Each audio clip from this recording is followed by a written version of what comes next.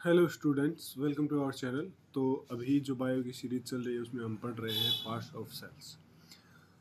तो 4 पार्ट हमारे कंप्लीट हो चुके हैं और नेक्स्ट पार्ट है हमारा 5वां, माइटोकॉन्ड्रिया।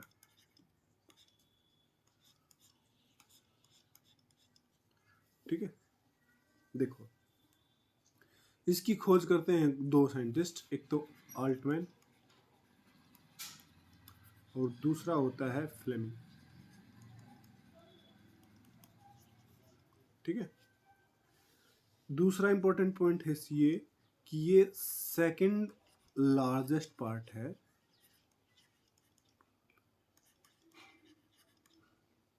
Of cell. ठीक है, पहला लार्जेस्ट पार्ट कौन सा है? न्यूक्लियस है। सेकंड लार्जेस्ट पार्ट कौन सा है? माइटोकॉन्ड्रिया है। ठीक है, अगला पॉइंट देखो, ये जो माइटोकॉन्ड्रिया है ये डबल मेम्ब्रेन होता है, इसके ऊपर डबल मेम्ब्रेन होती है। ठीक है, क्या इसके ऊपर डबल मेम्ब्रेन होती है।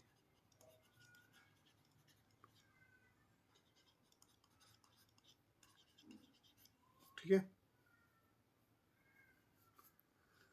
इसमें एक विचित्र बात ये है या इंपॉर्टेंट बात ये है, इसमें खुद का डीएनए मिलता है।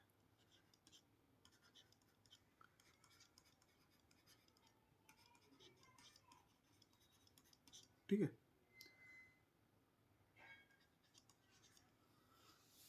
तो हम इसको क्या कहते हैं? Cell within the cell. इसका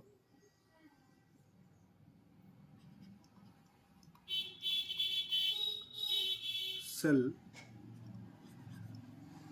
विद इन सेल भी कहा जाता है।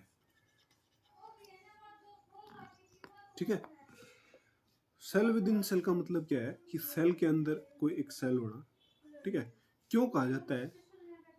क्योंकि इसके पास देखो खुद का डीएनए है और एक खुद का राइबोसोम है। इसका क्या मतलब है? देखो डीएनए क्या काम आएगा, राइबोसोम क्या काम आएगा, ये बता देता हूं मैं। जो डीएनए है ये बहुत सारे डीएनए बना सकता है, जो राइबोसोम है वो बहुत सारे प्रोटीन बना सकता है। ठीक है, जो कि एक सेल के काम होते हैं। सो इसको क्या कहते हैं? सेमी ऑटोनोमस बॉडी भी कहते हैं। ओके, ये क्वेश्चन बड़ा बार बार आया है कि पावर हाउस ऑफ सेल किसे कहा जाता है? तो वो माइटोकॉन्ड्रिया को कहा जाता है। ठीक है, क्यों कहा जाता है? देखो, जो इसमें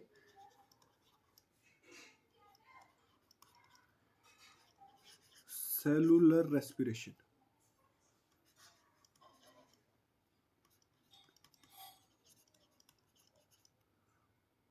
होता है,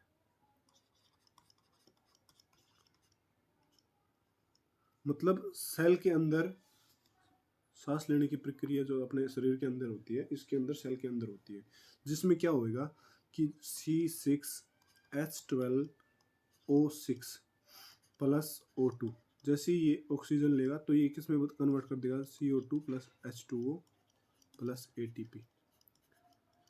ठीक है, ये ATP क्या है?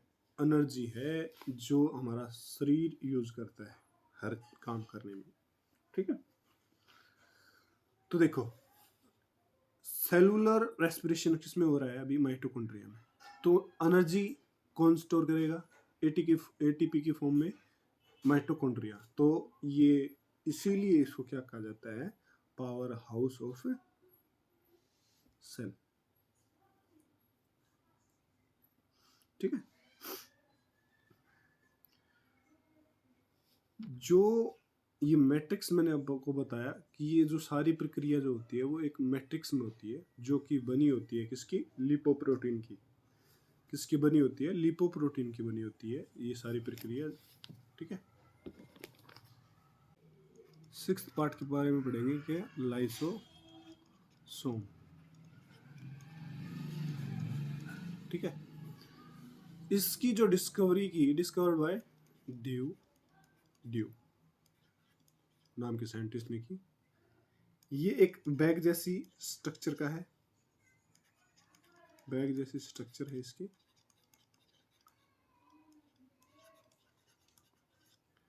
ठीक है। और ये क्या है? सिंगल मेम्ब्रेन है,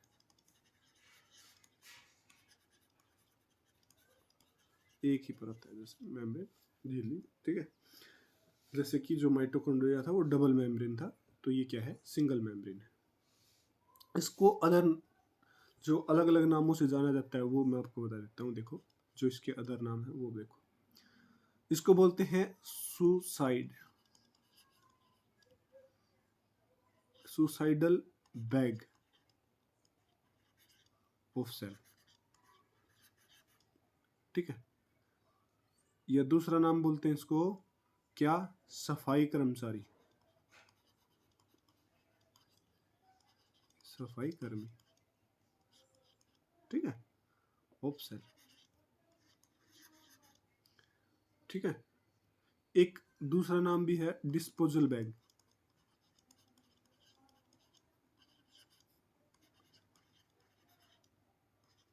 ऑफ सेल। ठीक है। और एक लास्ट नेम है एटम बम ऑफ सेल।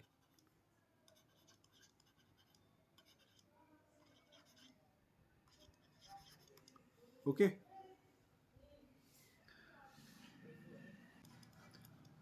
अपनी जो आरबीसी है उसमें जो है, जो लाइसोसोम है नहीं होता है। ठीक है। प्लांट सेल में भी कभी कभी मिलेगा। तो सबसे ज्यादा जो अपना जो लाइसोसोम है वो मिलेगा आपको डब्ल्यूबीसी में।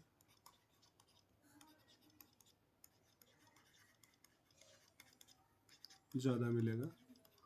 उससे थोड़ा सा कम मिलेगा सलाइवा, अपनी लार में। ठीक है। उससे थोड़ा सा कम कूफर सेल यानी कि लीवर सेल में। ठीक है। तो मैं आपको अभी बता देता हूं जो मैंने आपको पहले बताया था कि हम जो लाइसोसोम है उसको सुसाइडल बैग ऑफ सेल क्यों कहते हैं। ये है एक लाइसोसोम। ठीक है। इसमें एक लिक्विड होता है।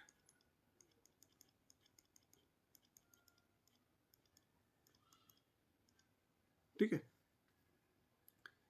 ये लिक्विड है हाइड्रोलाइटिक एंजाइम है। ठीक है।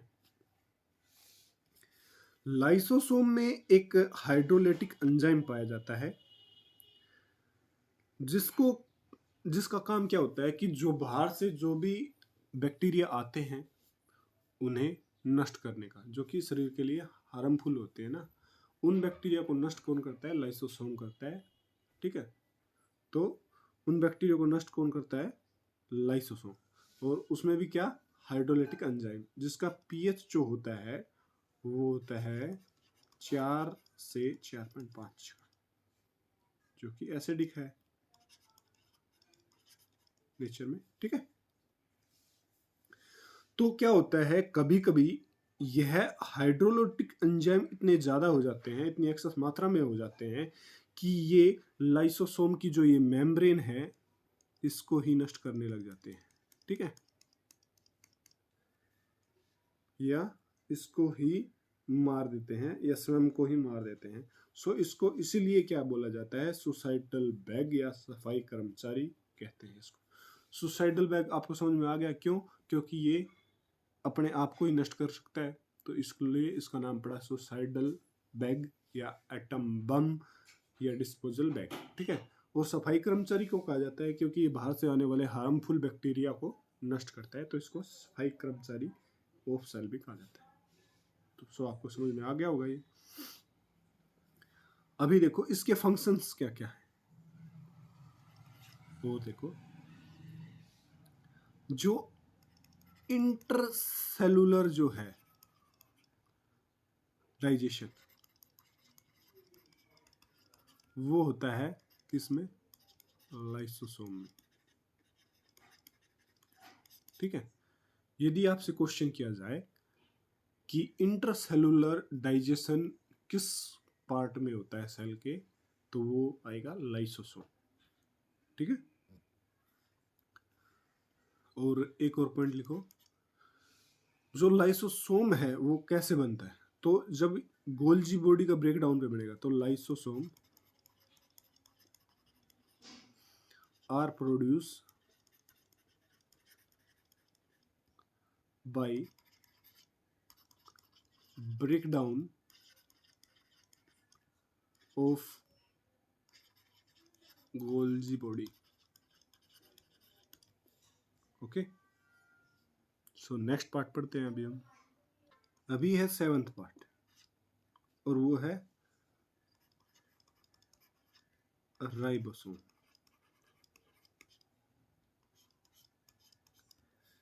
ठीक है।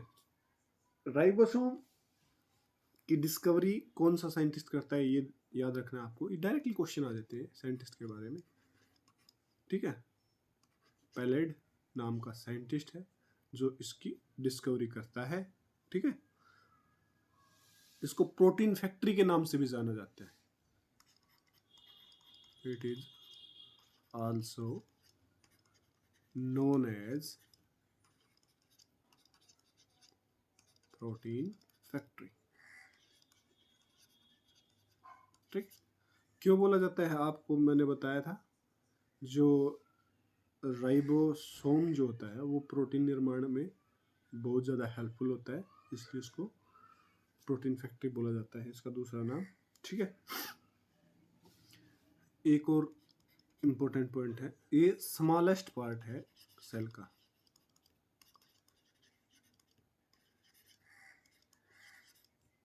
ठीक है। Smallest part of cell. Okay. और ये बहुत प्लांट सेल में भी मिलेगा आपको और एनिमल सेल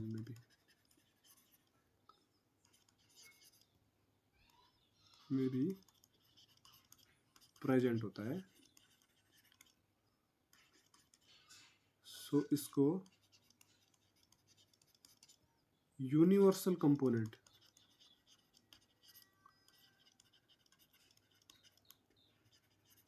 ऑफ सेल कहा जाता है। ठीक है। जो राइबोसोम्स है वो किस किस में पाया जाता है वो देखो। एक तो एंडोप्लाज्म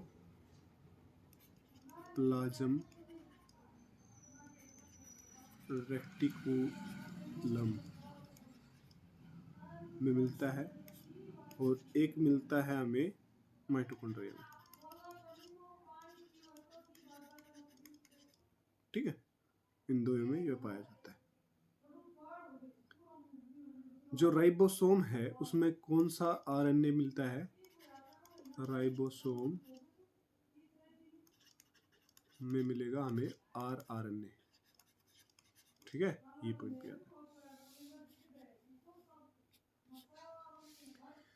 अभी देखो एक इंपॉर्टेंट पार्ट, जो एक इक्लोए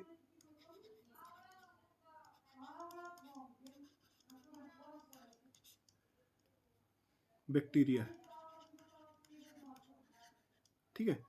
ई क्लोए बैक्टीरिया में क्या होता है कि 10,000 राइबोसोम पाए जाते हैं। जो कि सबसे ज़्यादा है। बैक्टीरिया देखो आप कितना छोटा है, और उसमें भी 10,000 राइबोसोम्स मिलते हैं। तो सबसे ज़्यादा राइबोसोम्स किस में मिलते हैं? ई क्लोई बैक्टीरिया में। ह्यूमन बॉडी में ये आंकड़ा हो जाता है 10 मिलियन का। 10 मिलियन का आंकड़ा होता है राइबोसोम्स का, किसमें? इन मैमल्स में। ठीक है।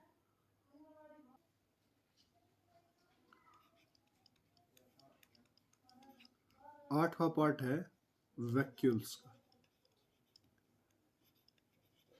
ठीक है।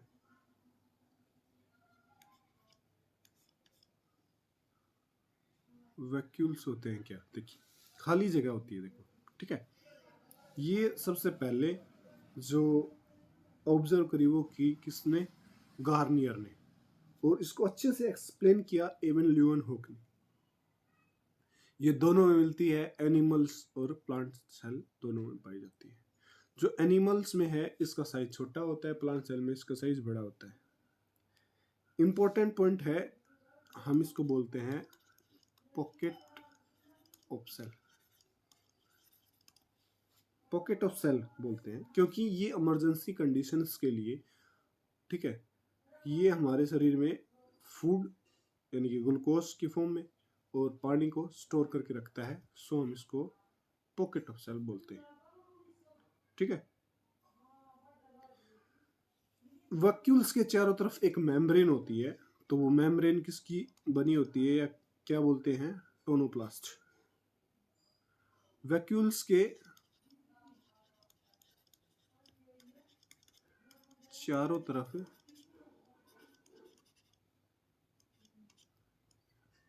एक मेम्ब्रेन होती है जिसे कहते हैं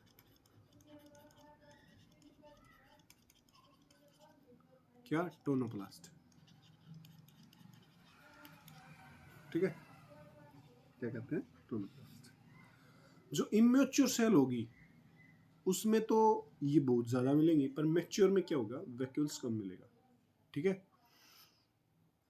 प्लांट सेल में वैक्यूल्स बहुत इंपॉर्टेंट होते हैं क्योंकि जो ये रेनी सीजन आने तक का फूड और पानी को स्टोरेज के लिए यूज में लेता है वैक्यूल्स को, तो इनके लिए सबसे इंपॉर्टेंट होता है। इसी की वजह से जो 90% वॉल्यूम एक प्लांट में, वो किसकी वजह से होती है? वैक्यूल्स की वजह से होती है। और अमीबा के बारे में एक अच्छा सा पॉइंट है कि जो अमीबा है, ठीक है, उसमें जो फूड का डाइजेशन है, फूड डाइजेशन, वो वैक्यूल्स में होता है। ठीक है। नेक्स्ट जो पार्ट है सेल के, वो हम अगली वीडियो में पढ़ेंगे। सो वीडियो आपको कैसी लगी ये ज़रूर बताना। पसंद आए तो इसको लाइक करना, कमेंट करना, शेयर करना, और हमारे चैनल को देखते रहना। Thank you.